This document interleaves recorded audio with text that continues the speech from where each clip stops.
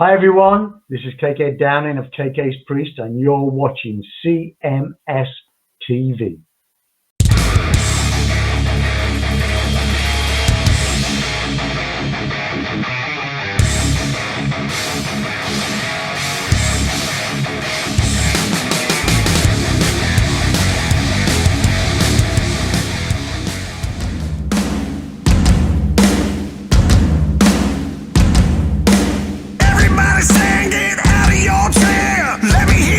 Put your hands in the air.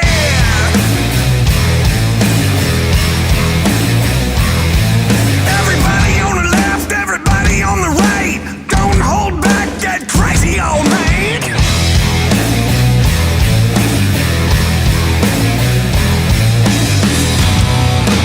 Make some noise. Make it louder. Make some noise. Everybody now, whoa!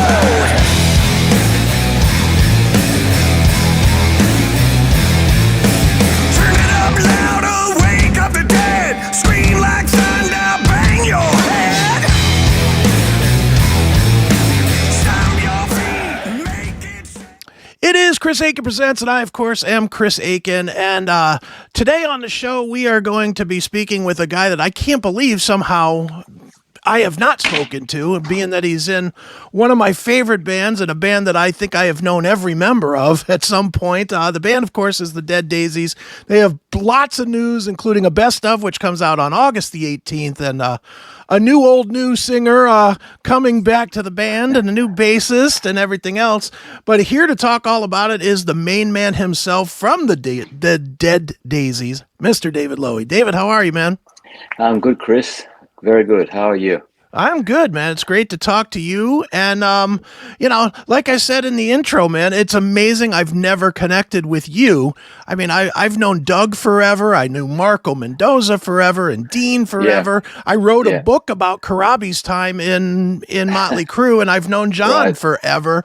It's amazing you and I have not connected, but glad we are now, man. Here we are, finally. Absolutely.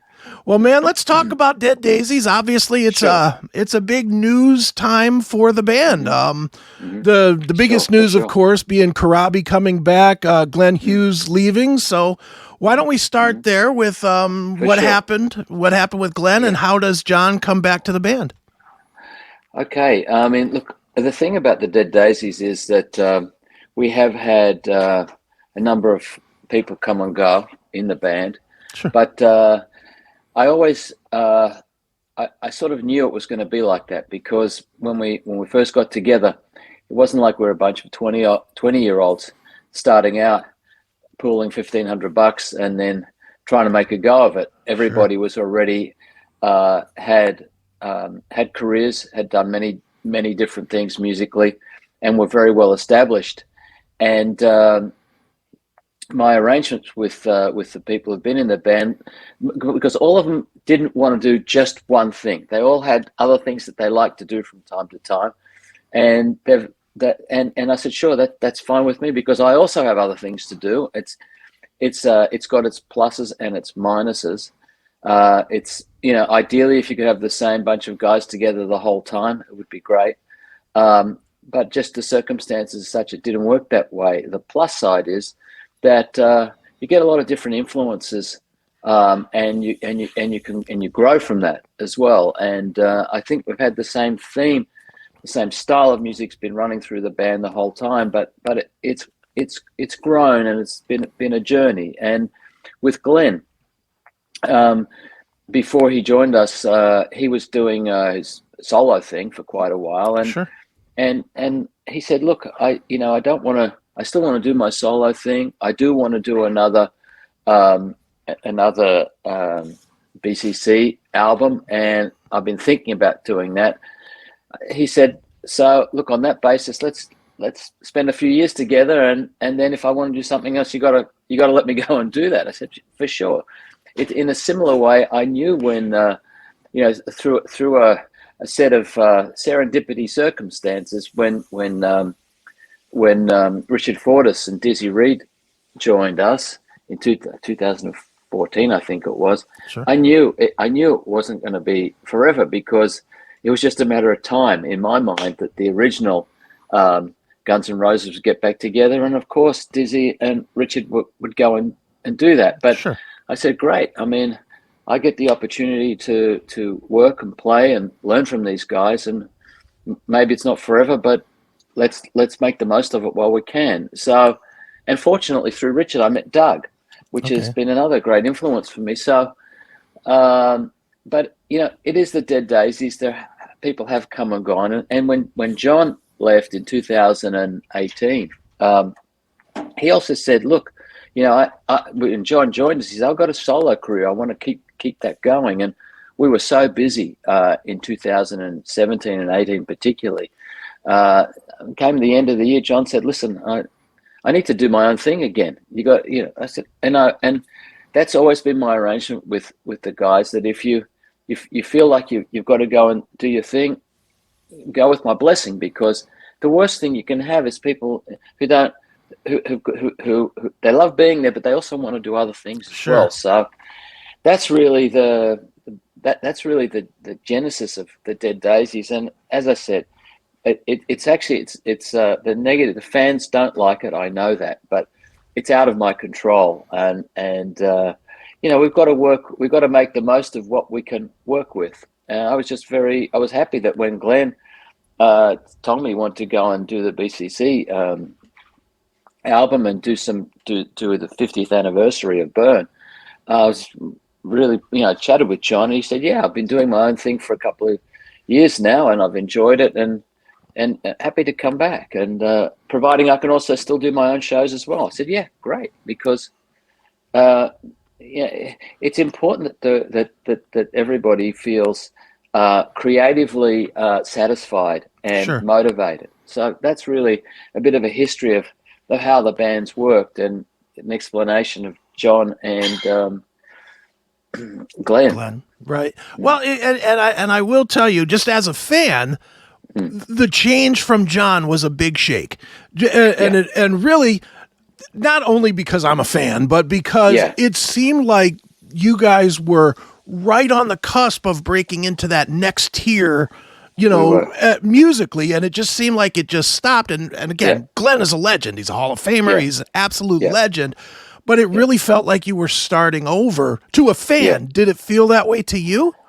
In a sense, yes, I did feel that. I did feel that it was, you know, we were on the cusp. We were doing really well. We were playing to really good crowds in Europe in our own shows. The crowds were growing every time, and it felt really good. But I think, if looking back, maybe we should have done fewer shows in 17 and 18, because I think, I mean, I like to work hard. Everybody likes to work hard, but not only were we doing the shows, we did, you know, we did things like, before most of the shows, the first 100 fans that turned up, we let them in early, and we played a whole acoustic set on the floor of the club before. And so we were playing 5-6 nights a week, and there was 2 gigs. Right.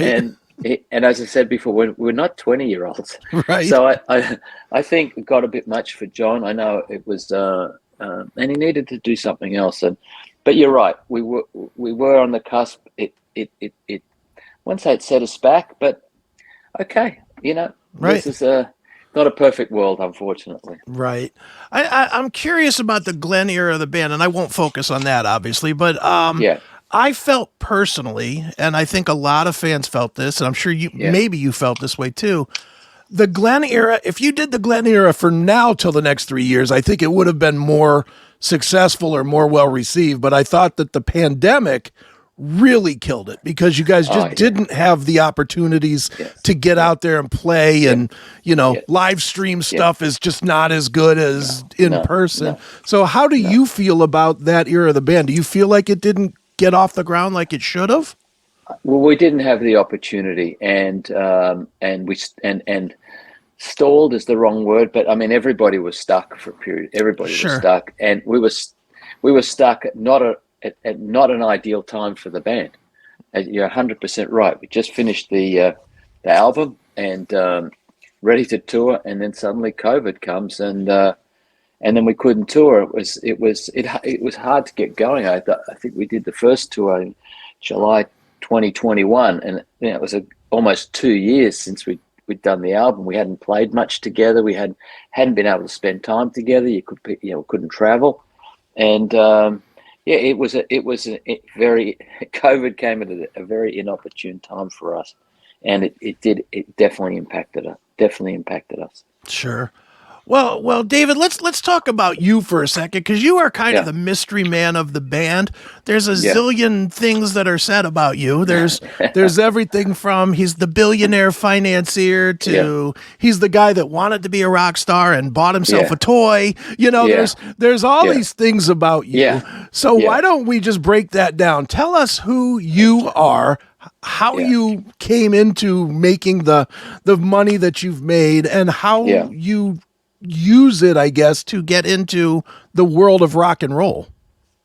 Well, look, from my musical background, I learned piano as a child. Okay. My mother played piano. I was always very much influenced, always around music. My mother played piano. I learned piano as a child, and I loved music. I did have a garage band as a teenager. I actually played bass, and then I was my family's in business. My father's in business, and he very much wanted me to join him, and I wanted to join him as well. And I finished school, went to university, worked very hard in a large public company for an extended period of time, and I simply wasn't able to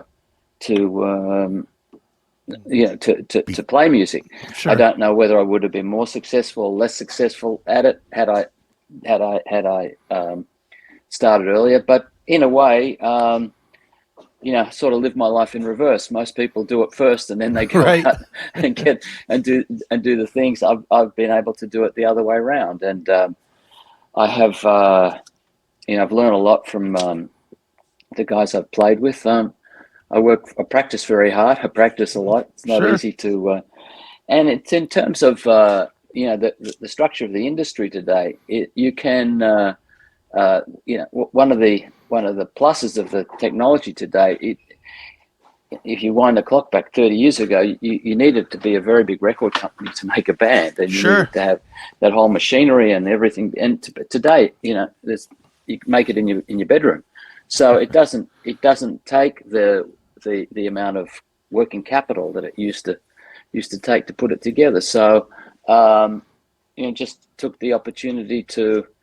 I always wanted to do it. I changed my career about 20 years ago, where I was able to give myself the time to do the things that I wanted to do, and one of them was to play music. And this all just happened by chance. I had I was walking past a guitar shop in Sydney it was in 1999. It was just before the millennium, and out the corner of my eye, I noticed a guitar in a window of a music shop. I thought, geez. And it suddenly all came back to me. Right. And when I was a teenager, I couldn't go in and just buy a guitar. Right. But in 1999, I could. I'd already been working for 20 odd years. And so went in the shop, bought the guitar, took it home. Wasn't YouTube then, I don't think, but I got a book, How to Play Guitar. I started to teach myself. And then I had a party on a New Year's Eve on the millennium. New Year's Eve was also my birthday. And I asked the band, can I play a couple of, the cover band I had, I asked them, can I play a couple of songs with you? And they said, well, can you play? I said, well, I'm just sort of starting out. But they said, do a rehearsal with us, and if you can, we'll let you play a couple of songs. And they did. And I did play a couple of songs, and I said, this is great. I'm going to do this. I'm really going to do this because I love playing music as a child, like playing piano, and then it had this garage band. I said, well, I'm going to do it. And I started out. I had a put a cover band together, played parties, bar mitzvahs, weddings, you name it. We did it. Right. And I had a chance meeting with a real rock and roll legend in Australia, a man by the name of Doc Neeson, who was the lead singer of a band called the Angels. Yeah. And we played a couple of Angels covers in the cover band. Doc said to me, I'll come and sing with you one night. So he did. Right. And we struck up a friendship, and then we decided to see if we could write some songs together, and that's how the band Red Phoenix came about. And then from Doc wasn't a well man. We couldn't actually tour very much, and so we did the album, put it out, did a couple of shows. I really enjoyed it, but then he couldn't tour. And after that, I put another band together. We did one album. Had very modest success, and as time went by, and then you meet different people along the way, and Sure. I met David Edwards, who's our manager of Dead Daisies, and he introduced me to John Stevens, who was the first singer. So it was never anything planned. Okay. It wasn't something I thought, well, I'm going to go and start a rock and roll band, and it just all happened. Often that's the best way things happen. And then along the way, I met all these different people, and from my business background, I've got organizational ability. Sure. And I've got management ability, organizational ability. I have resources, and I've got a lot of passion to play. And I love playing, and I love being in the band. I love the creation of the writing and recording, and so it's about passion more than anything else. But utilizing the skill set that I have and the resources that are available to me to try and make this thing happen. Right. So that's really. There was never any grand plan, and I've read all the things that are said and all the things that are written, and you can say yes to all of them. I'm not denying any of it. Right. Yes to all of it. Who wouldn't want to do it? Yeah, Of course. Yeah. It's an unbelievable experience to have in life. Life's for living, and it's got its ups and downs. It might, from the outside, it might look all great, but we all know nothing is all great. Oh, sure. The tip of the spear is unbelievably good, but there's a lot of things not good about it. And from an industry point of view, it's that, I've been involved in a lot of different businesses. It is by far the hardest business I've ever participated in. It's a very low margin, which is not a good thing, and Sure. very high risk. So you put those two things together, it's not a fun business. So, Right. But I'm passionate about music, and I love playing and love being in a band, and I really enjoy it most of the time. Some of the time it's difficult, like everything. And touring is really hard work. Oh yeah.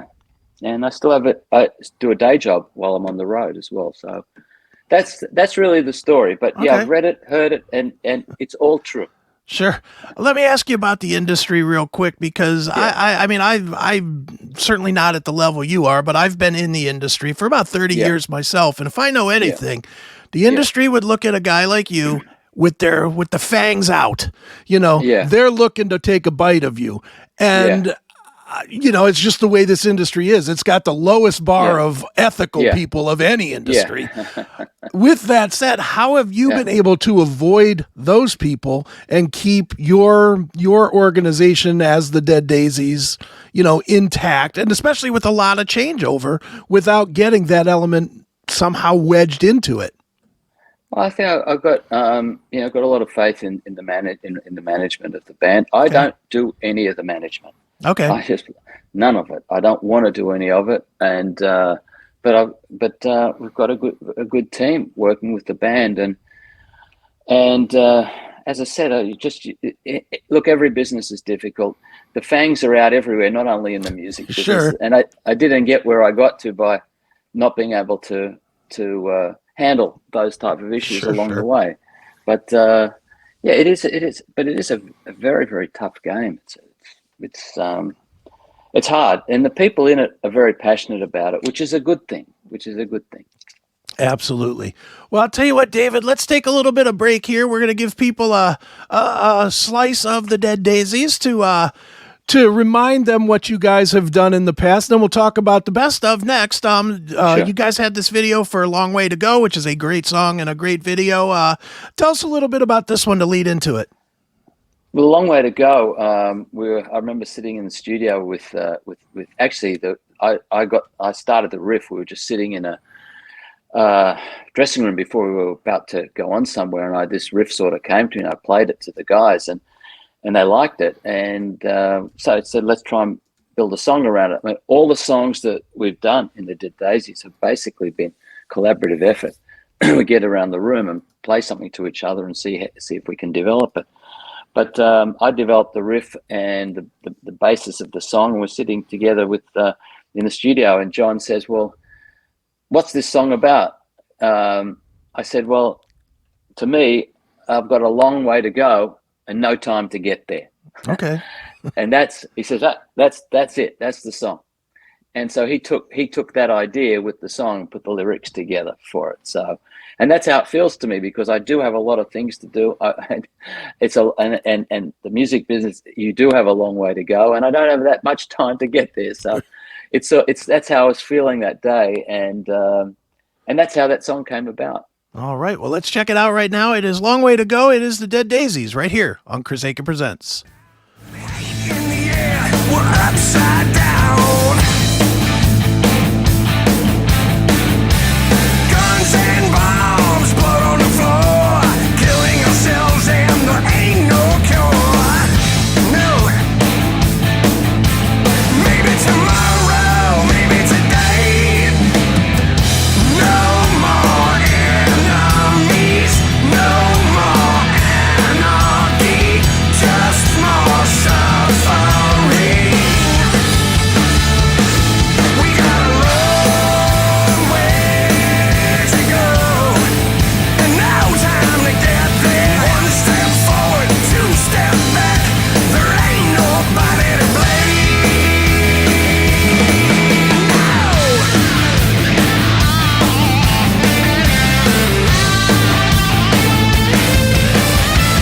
Yes, I'm going on. That was Long Way to Go from the Dead Daisies. We are talking with the leader of the band, so to speak, or maybe not, maybe just one of the guys in the band, as he was just explaining to us, Mr. David Lowy. And David, the other big news in the band, other than Corabi coming back and Michael Devin joining the band, is that you guys are putting out your first retrospective, the decade or a decade of rock. Was it double CD and vinyls and all that good stuff. Comes out August the 18th, I believe. Tell us a little bit about this collection and how the songs were chosen. Well, look, this is we've done in the 10 years 6 studio albums, which I think is a lot today to do that much in that period of time. And I felt that 10 years it's a long time. A lot of hard work's gone into it. A lot of creativity by a lot of people, and we thought it'd be a good time to put out a best of. And it actually does track the growth of the band really well. When you play it through and you listen to it all, you can hear the changes. That it's got one theme running through it, but you can hear the changes through the years, which is what you would expect. So we thought it'd be a good idea to put it out. And some of the songs the couple of songs from the very first album that we did together. So a retrospective, if you like. Sure, absolutely. Is it with the way the industry is right now, what is the impetus behind putting it out there? Is it just to give people that haven't discovered one or two of the records, gives them just kind of, here's what we do, and they can listen and then go back to whatever, Spotify or whatever, and listen back to the full albums? Or I think it's for new fans, it's for old fans who want to have also. A lot of people have been with us for a long time, sure, and they've been on this journey with us, and so it's also for them as well, and also for new fans to hear, to hear the progression of the band over time. But as I said, look, it was also a management decision to put it out, okay, and they thought it'd be a good thing to do, good for the band, good for the fans, good for our profile and everything else. And so that's, as I said, I don't get involved in the management decisions, right? Because they know I don't know anything about it, right? Okay, they know about it. I trust them, and they said it's a good time to do this. We should do it. and it's good from every perspective, from the old fans, from the new fans. Good for you guys, and also lead in with John coming back in the band as well. Sure. Now I know there's 2 unreleased tracks which I have not heard yet. Yeah. Are they old tracks? Are they new things that you did when John came back? What are these tracks? It's a surprise. Oh, okay. Fair enough. It's a surprise, but yeah, I'd like to keep it a surprise. I don't know if we put anything out about it yet, but nothing I've seen. Yeah. Very good. Well, David, obviously, man, you guys are getting ready to play some shows both here and there, over across the pond as well. So talk all about what is up for, let's say, the next 12 months of the Dead Daisies. Well, we are touring in starting the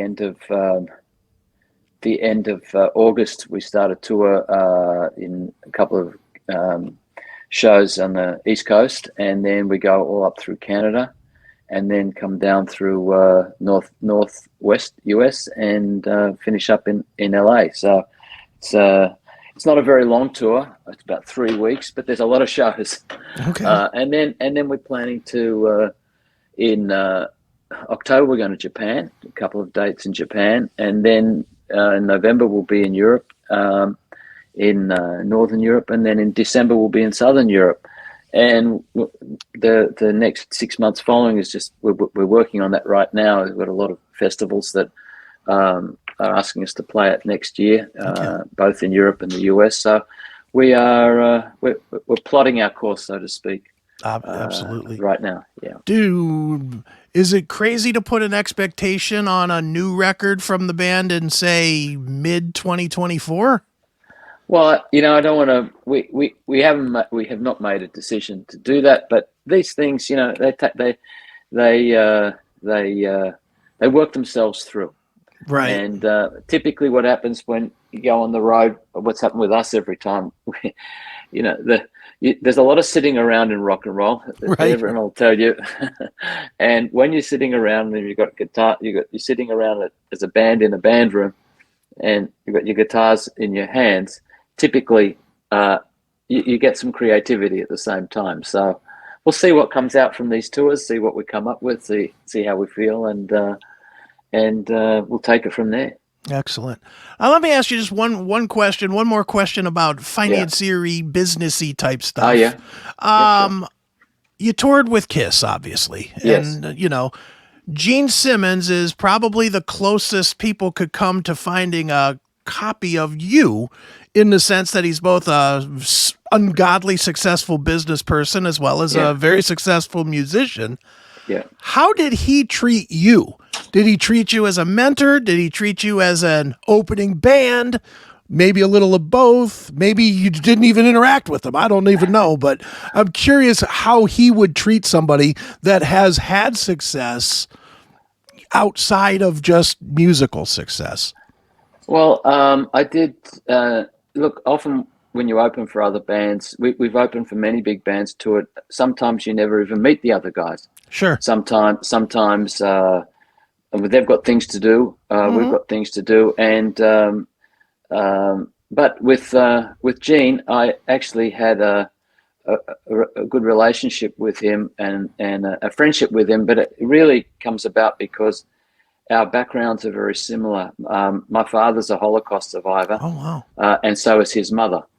And they come from the same part of the world, from East Hungary, Czechoslovakia, Hungary. Right. And so we already had, and Gene was born in Israel. My father spent a lot of time, actually lives there now. And and he is a very keen businessman. We're not similar because he is I would like to have his musical success, Sure. but I started much later than he did. So,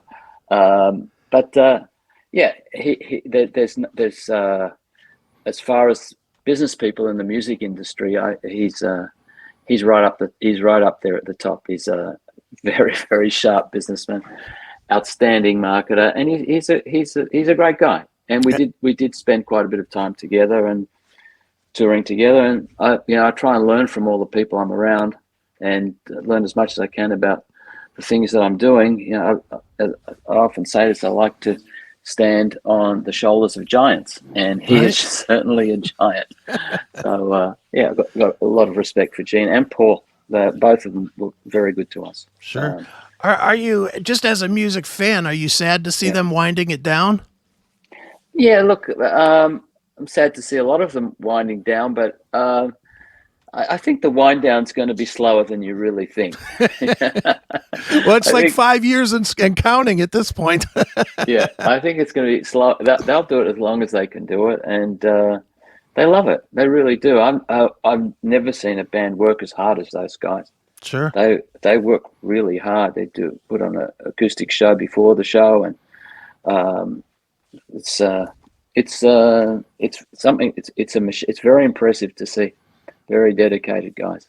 Absolutely. Well, another thing that's impressive to see is the Dead Daisies. You guys are always putting out quality material. Obviously, there's new quality material coming August the 18th. The best of, let me put it back on the screen so people can see it. Best of on August the 18th. And David, where should we tell people to go to follow you guys and get tour dates and all that good stuff? The deaddaisies.com. It's all there. There you go. Deaddaisies.com. Easy enough. Yeah. All right, David. Well, I guess what we'll do is we'll wrap this one up with the video for Mexico, which is another great video, and another definitely a sex, drugs, and rock and roll video from you guys. So why don't you tell us about this one to wrap it up?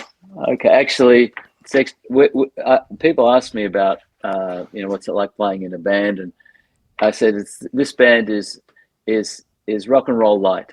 Sex, drugs, and rock and roll without the sex and drugs. Rock and roll light. The video Mexico came about. We were thinking about how best would we put this thing together and put a video together. And the creative people on the management side said, let's do something as if we were in Tijuana. Right. And that's where the idea came about. And we actually filmed it. We filmed it in LA, somewhere in a club in LA. But that was the scene behind it. It's about Mexico. It's about being in a bar. Typically what you do in Tijuana. Right. Very good. Well, let's check it out right now. This is Mexico from the Dead Daisies, and David Lowy. Thanks so much for joining me here on CHRIS Akin Presents. Thank you, Chris. Great to be with you.